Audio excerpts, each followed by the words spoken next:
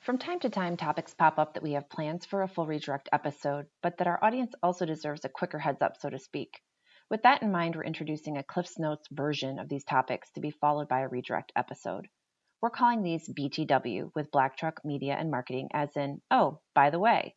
We promise to be a brief pit stop in your day, just about 10 minutes, and then we'll be gone so that you can move forward with quick takes and confidence in the digital space. We'll be back later to deliver all the details you crave from our team.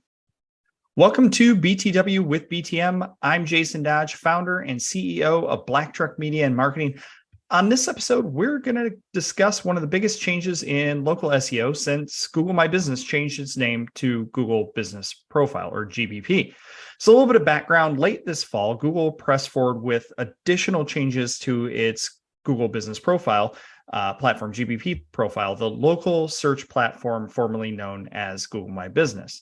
The changes come in the way in which business managers edit and manage their listings. So let's talk about some of the major changes that are coming with editing the business profiles.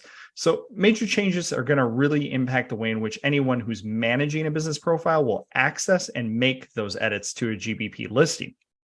Unfortunately, gone are the days of editing within a centralized or what we might refer to as a traditional dashboard.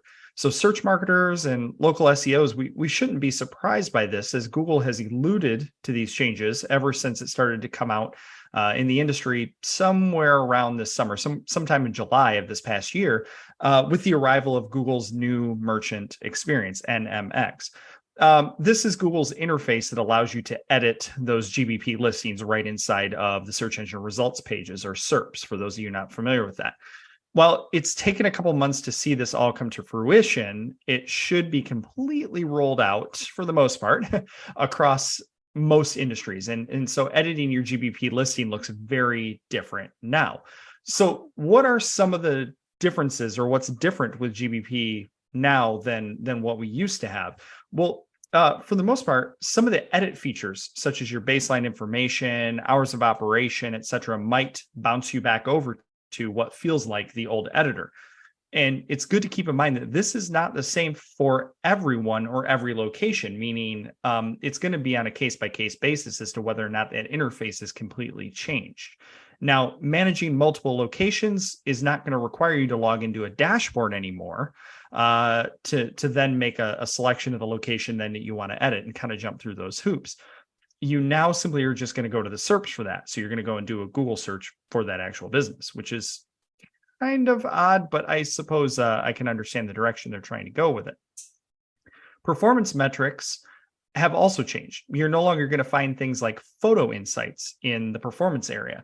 Now, this can impact some industries that are photo heavy, definitely restaurants, certainly, I would say entertainment venues, travel tourism types, anything like that you relied heavily on some of those photo insights to see what resonated with your audiences. That's going to change. Also, gone are users. So a little bit of, I guess, naming convention or nomenclature is different now.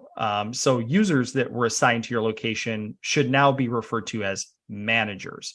So before we kind of had users, owner, admin types. Well, now we have users are now managers. So how do you access all of these new things that are coming within the Google Business Profile? So how do you access the new editor?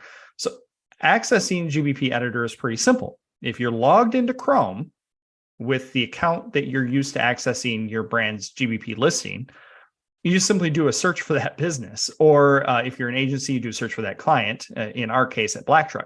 And you should see the availability of those features and functions in there as a dashboard, kind of like a micro dashboard, what you might see in kind of a local pack or a snack pack for local search. So one question that we get asked often is, how do I know what Google Business Profiles I have access to? It's a really simple way to do this is if you just go to Google and go do a Google search for Google Business Profile. And if you scroll down right in the search, you'll see all of your Google, all the businesses that you have access to through GBP. That's only going to be visible to managers of those businesses, though. So if you're not a manager on that business account, then you're not going to see it show up. So what's the future of Google Business Profiles? What's the future of GBP as a platform? I mean, the future of GBP, I think overall is pretty positive, right? I mean, that's my opinion on the matter. And we can all grumble at the changes that they've made and how it frustrates us as managers of those profiles.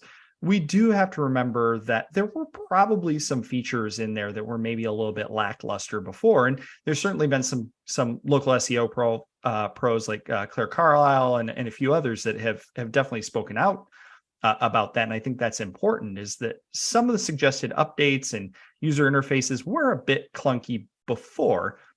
You just have to keep in mind that that's just what we were used to as well, right? So no different than any time we make changes to any interface on any software or any platform, we have to get used to it. The other thing to keep in mind here, which I think is going overlooked industry-wide right now, is how this all appears in a mobile environment versus a desktop. So while I say that is that those of us who are practitioners in the field are operating our day-to-day via desktop machines, we have to keep in mind that there's far more small businesses out there who are likely to be running their business from their phone, right? So we've seen a similar push from Google on their ads platform, encouraging us to download the ads app, which is truthfully far, far less robust than the browser side. So those of us who are probably more disgruntled and frustrated are practitioners, because it's kind of like Google did away with the things that we know and that we trusted. We could easily jump in and make edits to and change. Keep in mind that a small business owner out there, which again, there's far more SMBs out there in the world than there are large enterprise businesses with multiple locations. They're the ones that are out there living their day-to-day on their phone and operating their business day-to-day on their phone. So I would also encourage you to go as a practitioner and see how this interface is on your phone and on your mobile device as well, and look for those correlations too. So these changes are going to continue, and it's definitely what keeps us on our toes here at BlackTruck. So I just encourage you to check back here for more updates often as these continue to change. Until next time, good luck.